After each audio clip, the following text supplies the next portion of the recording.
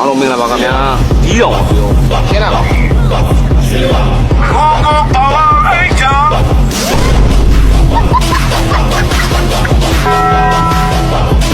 နေ့ပြန်မကောင်းဘူးပြေးတွေ့ရချင်ပလိုက်လီဘာတွက်လိုက်တော့လီဘာတွက်လိုက်တော့ပရိနေတန်ခိုင်းနဲ့တန်ကြီးဝီ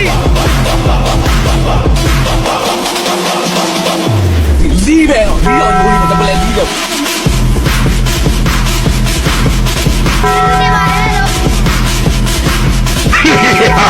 ဒီထဲမှာငါရှိလားမရှိဘူးဘသူရှိတာလဲယေရှုရှိ